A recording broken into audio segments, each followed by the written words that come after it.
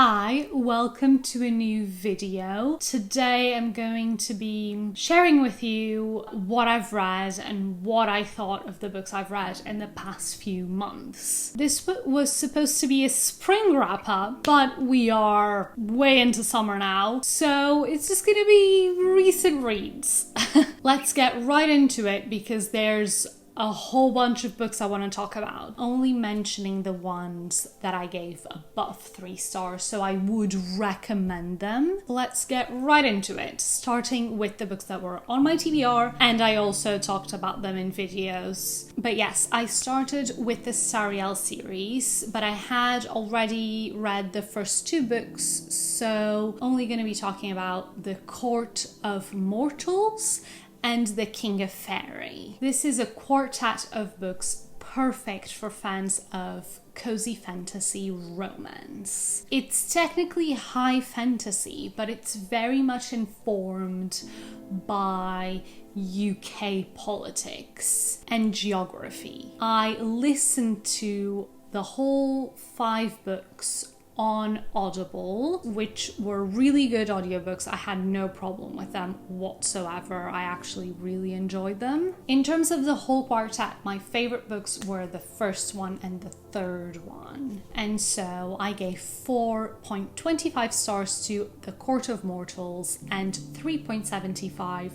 to The King of Fairies, which are the last 2. But obviously I can only give a synopsis for the first one. The first book is called The Lord of Sariel, and it really informs what the book is about. The previous Lord of Sariel died really recently, and so the family is congregating back at Sariel to let the land choose its next lord. And the previous lord had been grooming someone to become the next lord. But you have his daughter and his son. They were not being groomed for this position, and the book is really revolving around our main character, the daughter of the lord. She used to live in the south and she came back to the north for his funeral and the whole choosing ceremony. She really doesn't think it's gonna be her. The land chooses a man, and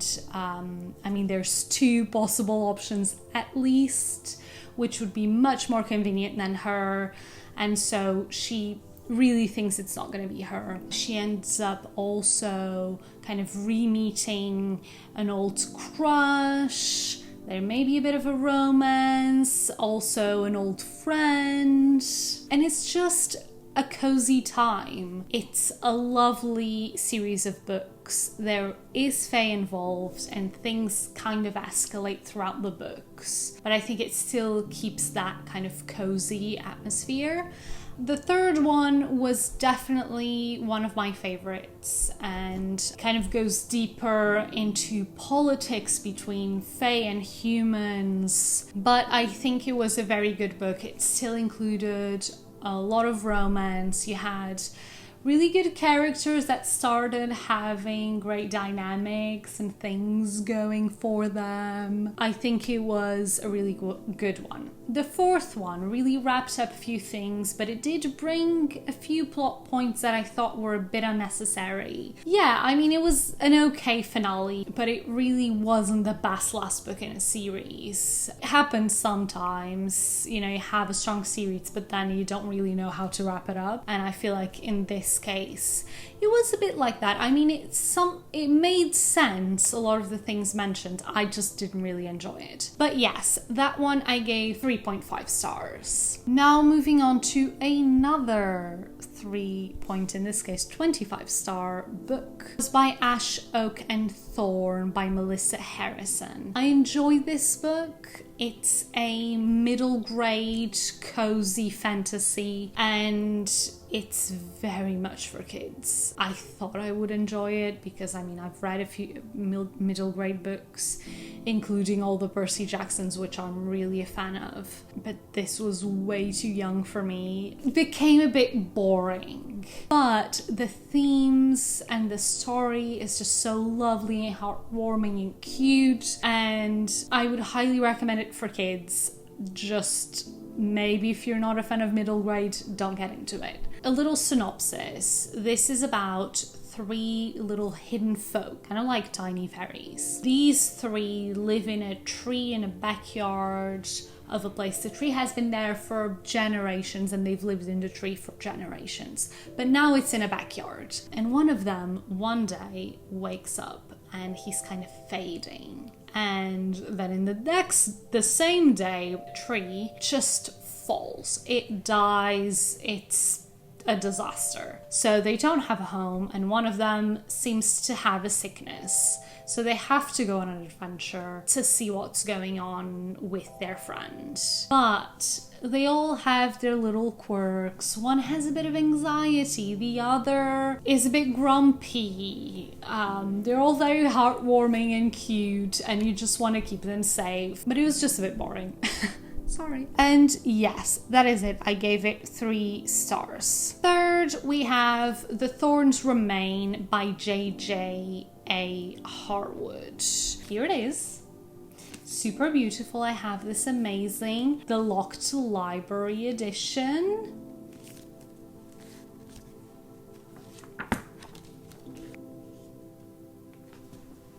Yes, really beautiful indeed. The synopsis is amazing. I was really hoping to love this book. I'm actually going to read a bit of the synopsis for you so you can see how excited I was for this book.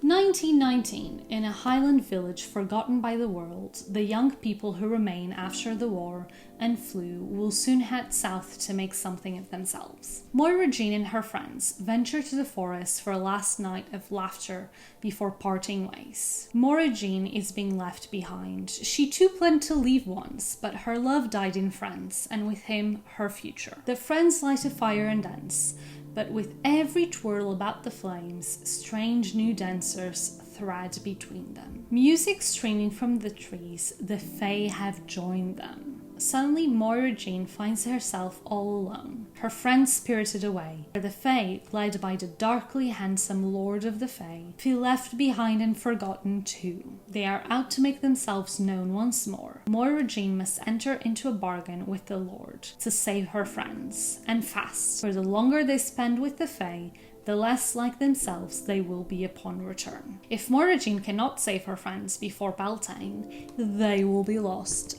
forever. Bewitching, threaded with Highland charm and sparkling with romance, this fairy tale will carry you away. So, doesn't that sound perfect? Yes, it did sound perfect. A Fae Lord, a mortal woman, a dance with a terrible price. I mean, it's perfect, right? I gave it 3.5 stars. I think it's amazing. I think it's a really good, interesting book. It's quirky, it's mysterious. This is such a small town. There's so little people there, and basically it has this feeling of isolation and desolation, but also there's a lot of nature around. It's beautiful and atmospheric and just whimsical. It's amazing. I loved that. The writing is great. The characters are okay. It made me depressed. It made me feel horrible. It may be a good thing about the book that it really impacts on people, but it had such a negative effect on me, and the romance was not satisfying. And so those two things together really made me kind of hate this book.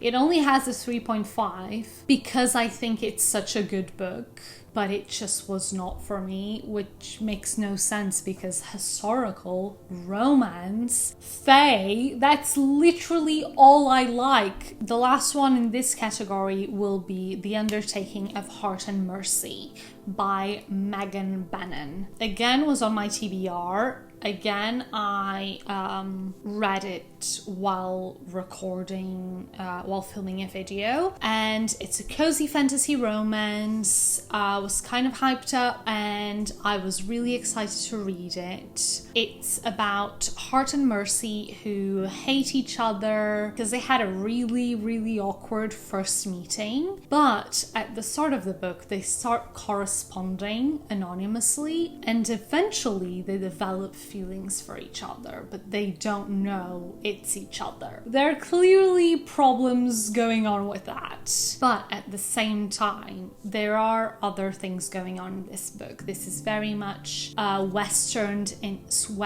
inspired book, so cowboys, a lot of heat. Mercy is always wearing these summery dresses, like a yellow dress with little flowers on. She loves her overalls. I would say it's a really good book to read for summer, so recommendation right there. It involved a lot more apart from the romance. There was a mystery going on. Their family dynamics. It was well-rounded. It had good characters, good plot, good side characters, atmosphere, and everything. It just didn't really grab me that much. It wasn't amazing. I'm not a fan of Westerns. And so I gave it 3.5 stars. I think it's solid and I would recommend it for summer if you're looking for a cozy fantasy romance, but it just wasn't really my favorite. I will now stop for a second again to switch out my battery.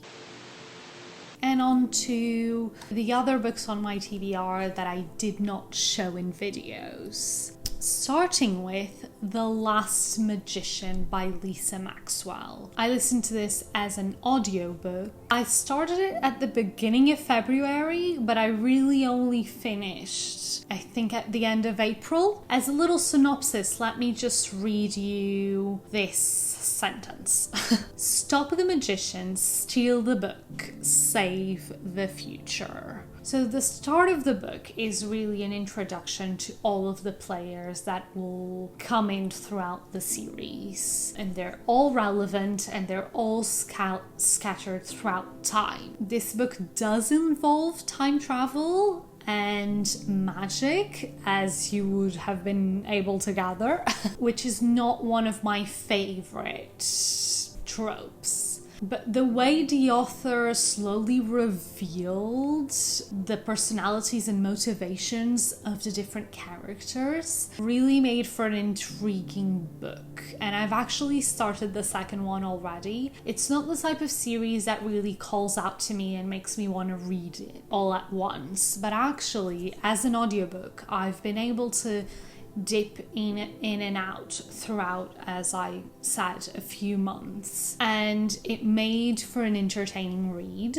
There are a few good plot twists that I wasn't expecting, but then they made total sense. You know, they connected dots that had been left loose. I'm excited to see where the story goes going into the second and third book. So in the end, I gave it 3.75 stars. Now we have So This Is Ever After by F.T. Lukens. As you saw, it's a kind of floppy paperback. This is described as Carry On meets Arthurian legend. Carry On as in from Rainbow Rowell. Carry On meets Arthurian legend in this funny, subversive young adult fantasy about what happens after the Chosen One wins the kingdom and has to get married to keep it and to stay alive. That's all I'm gonna say in terms of a synopsis. This really describes this book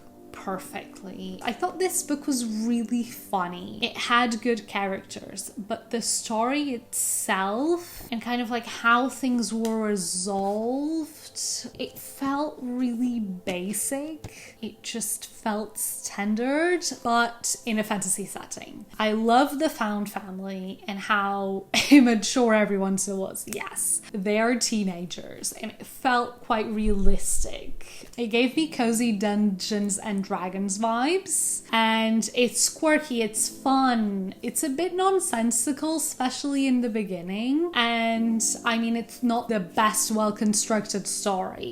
Very heartwarming and cozy and quick. And I gave it 3.75. I thought it was a solid story. Next, we have books that were not on my TBR but ended up being in videos. Starting with The Beautiful Ones by Silvia Moreno-Garcia. I read this relatively recently, and this one is a weird one for me. There is nothing wrong with this book. It's actually a pretty brilliant book. The author included 3 different perspectives.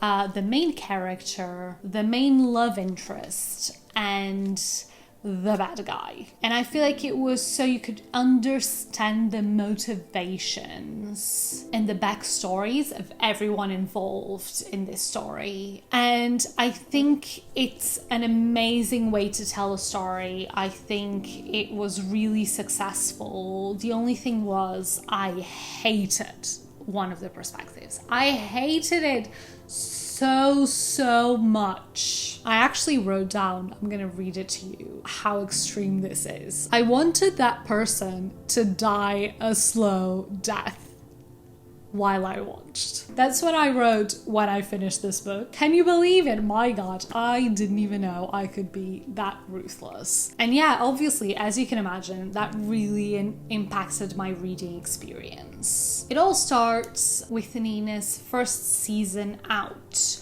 Her family sends her to the city to live with her cousin and his wife, Valerie. One day at a party, she ends up meeting Hector, this performer. He has telekinetic abilities, and so since he was quite young, harnessed those abilities and made a name for himself in the entertainment world. Just so you know, it has Bridgerton, cozy, cottagecore, and fantasy vibes. Our main character Nina has telekinetic abilities as well, but obviously it's a bit frowned upon for women to have these abilities or to use them if you have them. So she's actually has the horrible nickname of the Witch of Old House, which is her family home in the countryside.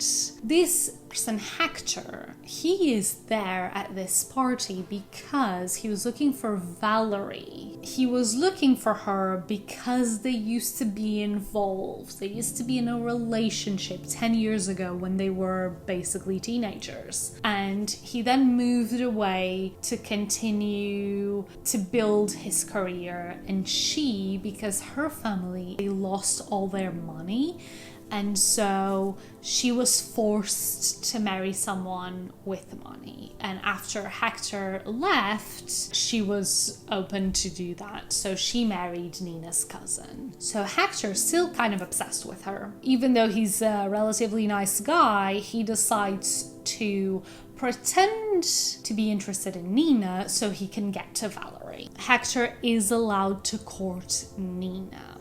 I'm not going to tell you any more than this because this is just literally the start. It's a complete mess. Everything falls apart for basically everyone. The atmosphere is really good. The setting is pretty perfect. They also go to visit this house in the countryside.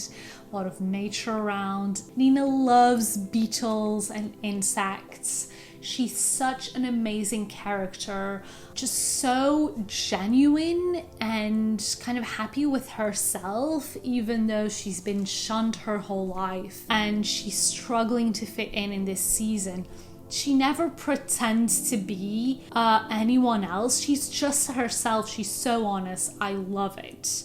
I gave it 4 stars. I would have given it 5 stars if it wasn't for Valerie. Next one we have Ooh, My Aunt is a Monster by Reimena. I read this in the same vlog as I read this. This book, I gave 4.25 stars. I loved this book. Perfect graphic novel. I want to live in this world. I made myself an adventurer's bag with my camera and my sketchbook and my pencils. Oh, I love this story. I mean, it's like any other graphic novel. It's a simple story, but it was just so heartwarming. The drawings are really, really nice. I love the color palette. Like, look at this. Isn't that so beautiful? What should I say? Curses, adventures, and drama. Oh my. Safia might not be able to see the world, but that doesn't mean she can experience it to the fullest as she finds herself on her very first adventure. This is a contemporary fantasy middle grade graphic novel about discovering what you are truly capable of. So Safia is actually blind. So Safia's parents died and she goes to live with her aunt, which she doesn't know she's a monster. So they live in isolation for years until finally they go on technically a last adventure, because her aunt is the greatest adventurer of all time, and they go on an adventure finally because of certain circumstances that I'm not gonna spoil, and it's the best. It's the best. Go get it and read it. Now we have Flowerheart by Catherine Bakewell. I really had a good time reading this book.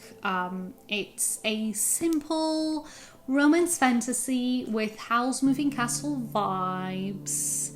There's a magical house. Our main character has wild flower magic that she has been learning to control for a long time, but it's not really working very well.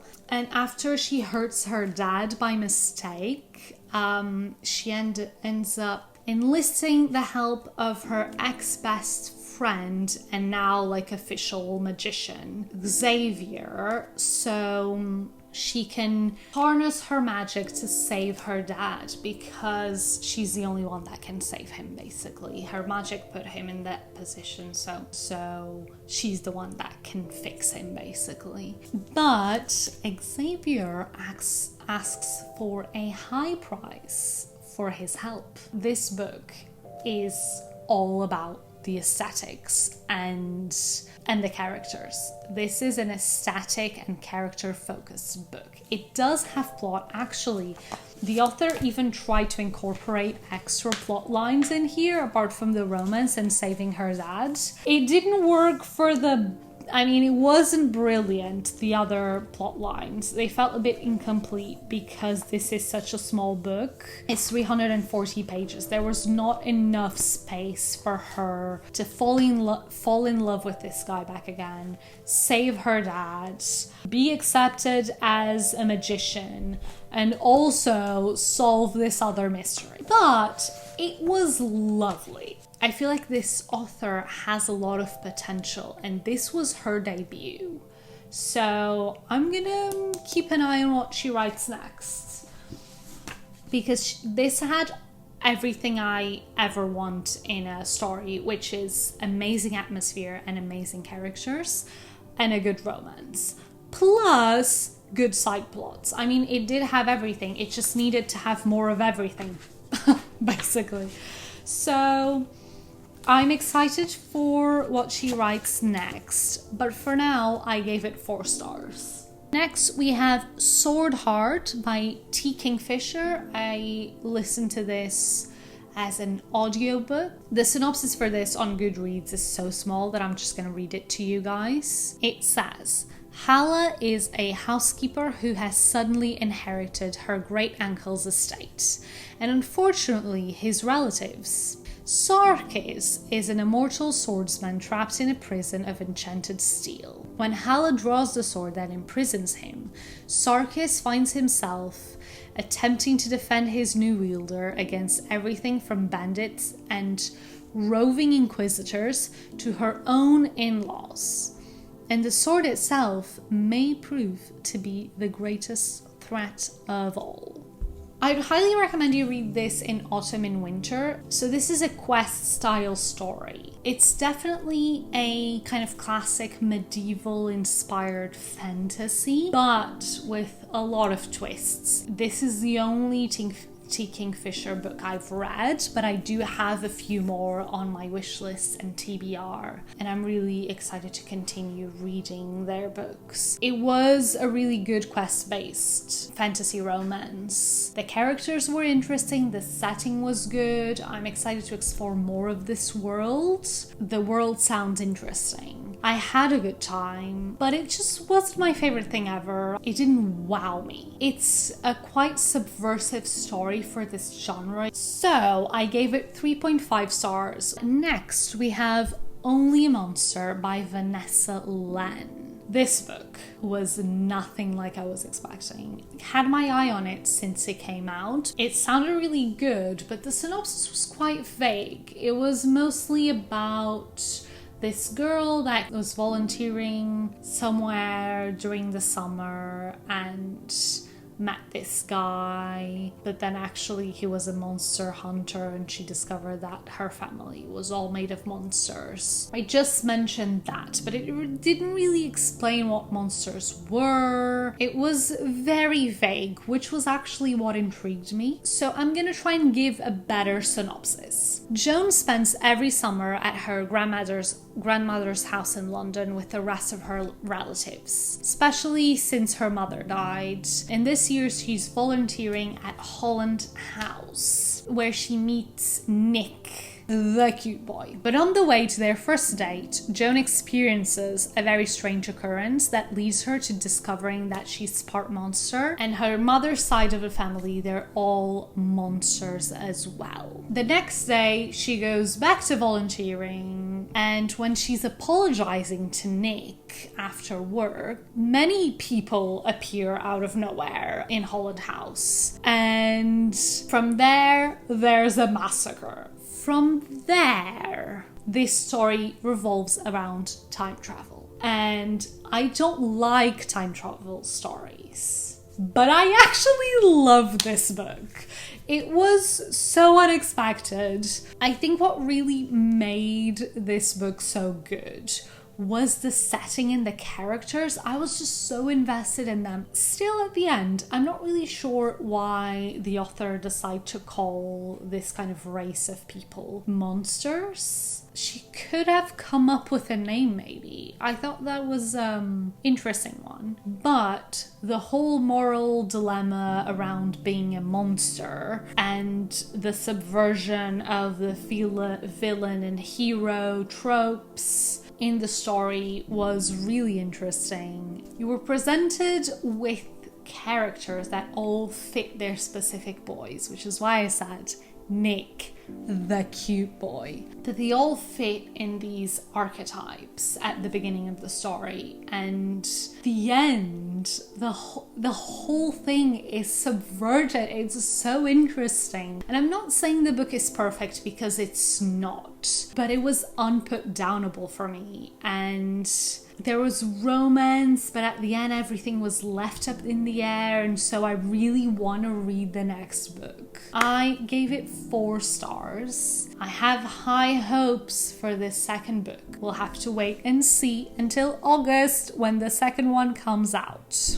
Now on to All Our Hidden Gifts by Carolyn O'Donoghue. Maeve's strangely astute tarot readings make her the talk of the school until a classmate draws a chilling and unfamiliar card and then disappears. That's the synopsis that I'm gonna give you. Maeve's ex-best friend goes missing, and this is a book about guilt and self-discovery and acceptance. It's also a mystery. It's a really good book, I think very relevant for the contemporary young reader. You have a character that's struggling with their gender and identity. You have another character that's struggling with her heritage, being kind of a little bit ostracized. The main character is really struggling to figure out who she wants to be for the future. She feels like she's a failure. She's the youngest in her family of 4 kids that are all pretty brilliant people. She feels like she's dispensable, basically. There's also this element of religion as an undercurrent because this is set in a small Irish town. And it's very interesting, all of the themes approached in this book. And the characters, their stories, very relevant. I really enjoyed it and I appreciated the fantasy element. This book tackled heavy issues while being quite light, which is why I'm saying it's not a very easy read, because it does tackle these issues. And if you feel triggered by homophobia and how religion affects that, I really think you might struggle a bit reading this book. I get very angry about injustice really easily, and I was angry. I gave 3.75 because I think it's a great story. So really enjoyed that. But keep those things that I've mentioned in mind when deciding if you want to put this on your TBR or not. And finally, for this section, we have The Heroes of Olympus by Riordan. So I read the first 2 years ago now, and I didn't like them that much compared with the Percy Jackson and the Olympians. So I gave it a break. But as you most definitely know already, especially if you watch my videos, because I've talked about it at length. We have had 2 new books announced by Riordan this year. The first one has been published, which is The Sun and the Star, and there's a second one coming, which is The Chalice of the Gods, coming in September, I think, which are both in the Percy Jackson universe. And so I really needed to get a move on the Heroes of Olympus because I wanted to get to these new books. And that's what I did this spring. I actually listened to them as audiobooks, and it really worked for me. I really enjoyed the 3rd, 4th, and 5th of the Heroes of Olympus series. And I completely finished the series and actually moved on to the Trials of Apollo, which I started. I read maybe half of the first book, and then I decided to just jump to The Sun and the Star. But I'm excited to continue with the Trials of Apollo during this summer. And I gave overall rating to all of them, I think 4 stars for all of them. Enjoyed the series. It's not my favorite ever, but I do really like all the books in the Camp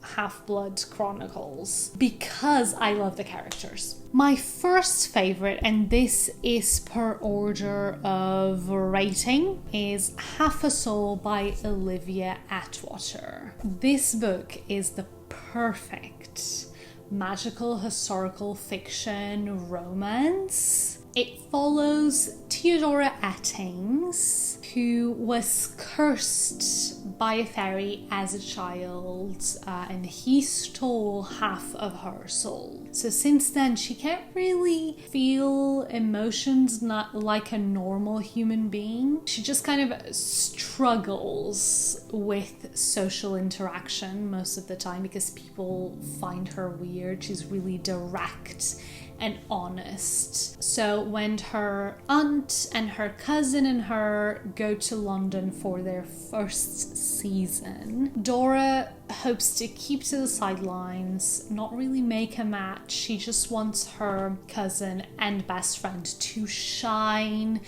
find an amazing husband, and the hope is that she can then go live with them. But in London, she ends up meeting the cold and rude Lord Sorcier, who really knows a lot about magic. So her cousin and her end up asking him for help with her condition. She's not really bothered about it, but her cousin really is, and she wants to help her. And so they ask the Lord Sorcier to help. Also another mystery going on that the Lord Sorcier is involved in. There's a few other characters, 2 side romances apart from the main romance. I think it's a really complete story. It's not just a romance. It does really talk about a lot of other issues.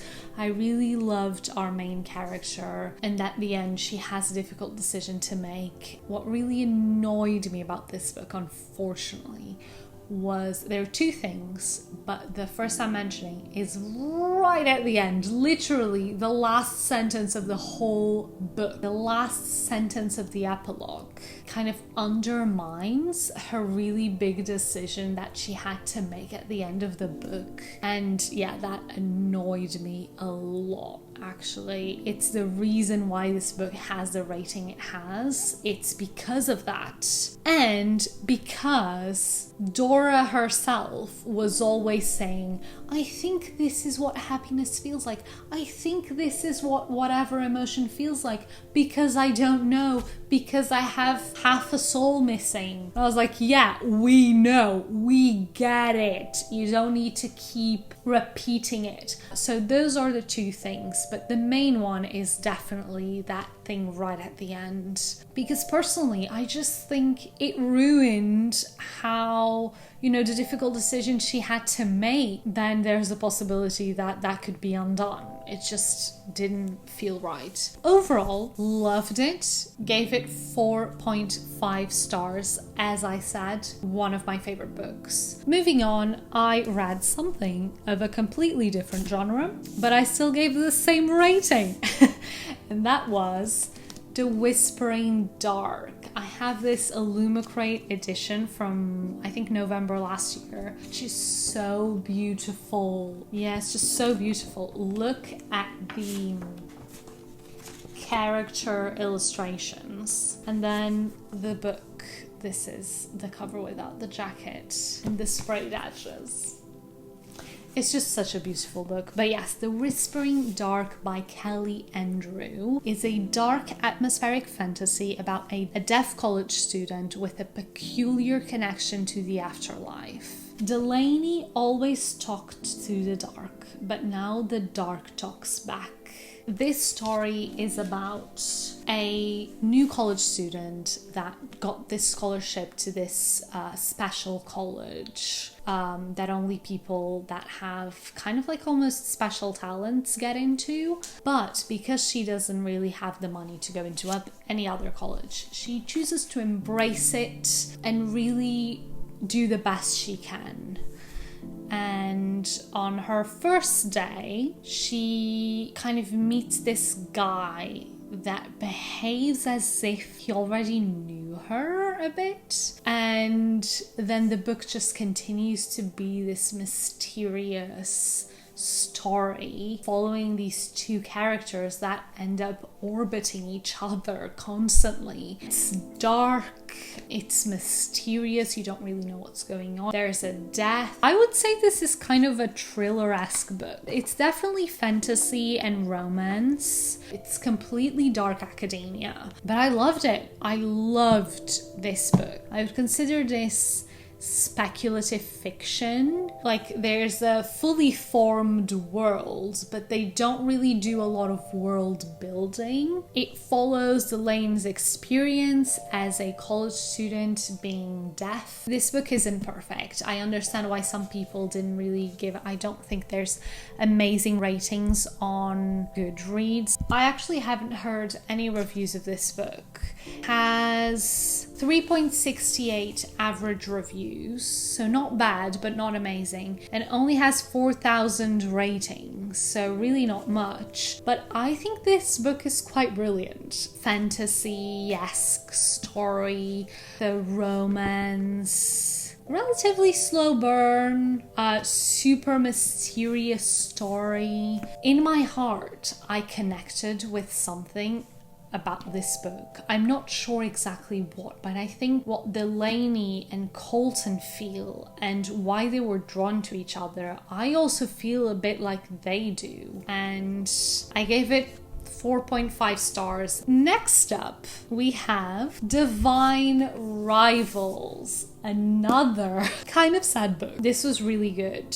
At the back it says, 2 rivals, 2 stories, 2 hearts, 1 fate. Even though it's high fantasy, it has historical feels. Romance fantasy about war. At the front it says, no god, no war, no one can come between them. This follows 2 journalists that are corresponding to each other. The main character, Aris, doesn't know her letters are being sent to Roman Kit.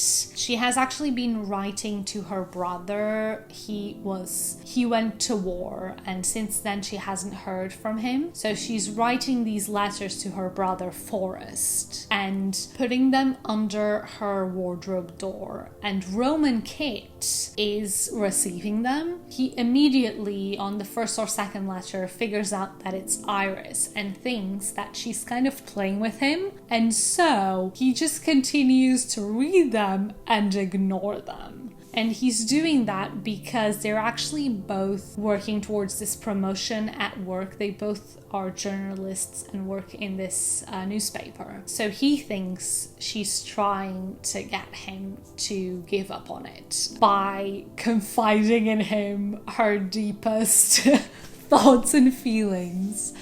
But then he kind of figures out that she probably doesn't know she's sending these letters to him, and he kind of starts falling in love with her. She doesn't know that someone is actually reading these letters until he responds back to a letter. And she figures out that she's sending these letters to someone that isn't her brother, but he doesn't say who he is, so they just continue to correspond, and she still doesn't know that she's talking with her arch nemesis at work. And so starts a friendship and then a romance in the midst of death and war, but the story continues, and a friendship that may turn into something more if they manage to hold on to each other. And that is exactly what this book is. Magic is definitely a tool of fate in this book, and they are the ones doing the work to keep themselves together at all costs. And the book ends in such a cliffhanger that I desperately want to get to the second book.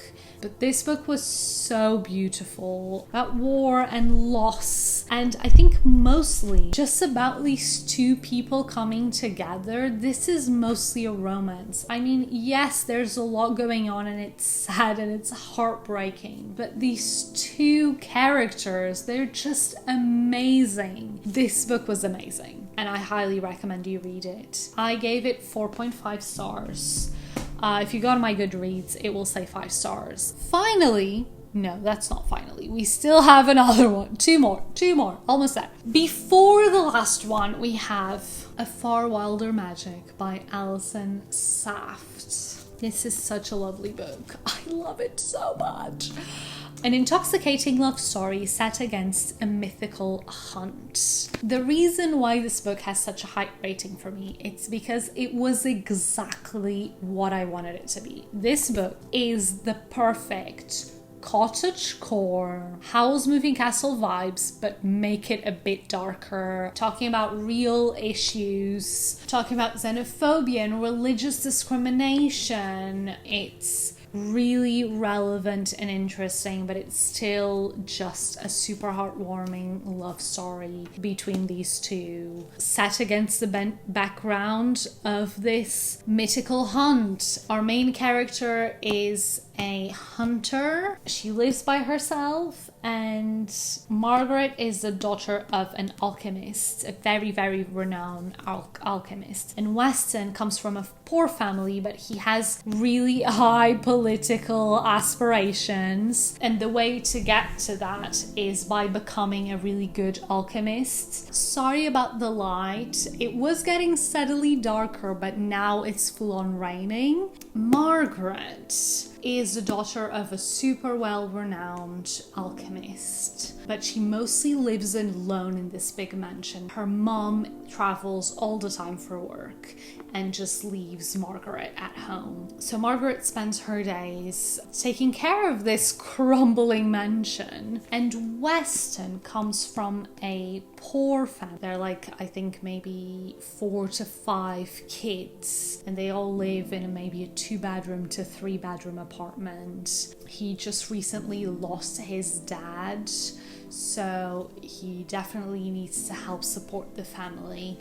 But he has really ambitious political aspirations, and the jumping point to that is becoming a good, renowned alchemist. But he has failed in basically all his apprenticeships because he struggles with tests. Margaret's mom is basically his last chance to be an alchemist and to become a politician, and he travels to this really small town where they live. Margaret is by herself, but he insists and is so desperate that she lets him stay for a while. And in the meantime, they end up both entering this mythical hunt. This book is amazing. It feels like Howl's Moving Castle, but better. It has the cottagecore vibes. It tackles important themes. Characters are super lovable and rootable and just